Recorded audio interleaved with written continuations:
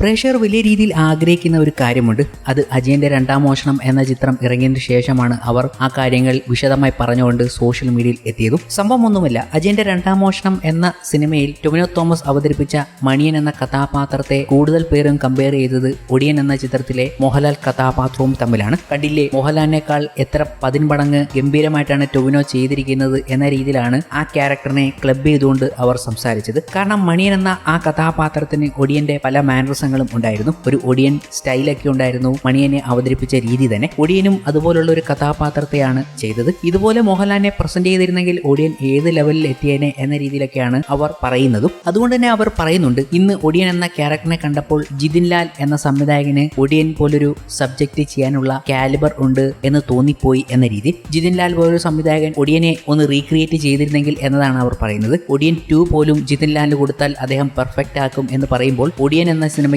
സംഭവിച്ച ദാരുണമായ കാര്യങ്ങളെക്കുറിച്ച് ചിന്തിക്കുകയാണ് പലരും. ഒടിയൻ എന്ന ചിത്രം അന്നത്തെ കാലത്ത് ഒരു ഹിറ്റ് തന്നെയായിരുന്നു. സാമ്പത്തികമായി വലിയ വിജയം തന്നെ ആ ചിത്രം നേടിയിരുന്നു. പക്ഷേ വലിയ രീതിയിൽ ആ ചിത്രത്തിന് നെഗറ്റീവ് ഇമ്പാക്ട് ഉണ്ടായി. അത് സംവിധായകന്റെ പറച്ചിലും ആ ചിത്രത്തിന്റെ പെർഫോമൻസും ഒക്കെ കൊണ്ടായിരുന്നു. ഒരു കിടിലൻ സബ്ജക്റ്റിനെ ഇങ്ങാരന്ന് ഒരു പരുവമാക്കി വെച്ചു എന്ന രീതിയിലാണ് സംസാരിക്കുന്നത്. ഒടിയൻ എന്ന ചിത്രത്തിന്റെ തിരക്കഥ പോലും ഇത്ര പഞ്ചുള്ള തിരക്കഥയല്ല. അതുകൂടി നമ്മൾ ആലോചിക്കണം. ക്രിയേറ്റ് ചെയ്തിരിക്കുന്ന രീതിയും കുറച്ചൊക്കെ ഡിഫറൻ്റ് ആയി ചിന്തിച്ചിരുന്നെങ്കിൽ വലിയ രീതിയിൽ ഇമ്പാക്ട് ഉണ്ടാക്കാൻ സാധിക്കുന്ന ഒരു കാര്യം കൂടിയായിരുന്നു ഒടിയൻ. എന്നാൽ ഒടിയന് അതൊന്നും സാധിച്ചില്ല. പക്ഷേ കമ്പാരിസൺ നടത്തിയത് മണിയൻ എന്ന അജയന്റെ രണ്ടാം മോഷണം എന്ന ചിത്രത്തിലെ കഥാപാത്രവും തമ്മിലാണ്. ഇതുപോലെയായിരുന്നു ഒടിയനെ ക്രിയേറ്റ് ചെയ്യേണ്ടത് എന്നായിരുന്നു അവരുടെ പറച്ചിൽ. അതിനൊപ്പം തന്നെ പല കഥാപാത്രങ്ങളും ഇത്രയും ഇമ്പാക്ട് ഉണ്ടാക്കാൻ സാധിക്കുന്ന രീതിയിൽ ചെയ്യാമായിരുന്നു എന്ന അഭിപ്രായം കൂടി പ്രേക്ഷകർ പങ്കുവെക്കുന്നുണ്ട്. അതിലൊന്ന് ഒടിയനാണെങ്കിൽ മറ്റൊന്ന് കായംകുളം കൊച്ചുണ്ണി എന്ന സിനിമയും കൂടിയാണ്. പലരും അജയന്റെ രണ്ടാം മോഷണം എന്ന സിനിമ കണ്ട ശേഷം ഒടിയന്റെ നഷ്ടമായ സാധ്യതയെ പറ്റി പറയുന്നത് കണ്ടു. പക്ഷേ അതിലും ദ്രോഹിക്കപ്പെട്ട സിനിമയാണ് കൊച്ചുണ്ണി എന്നാണ്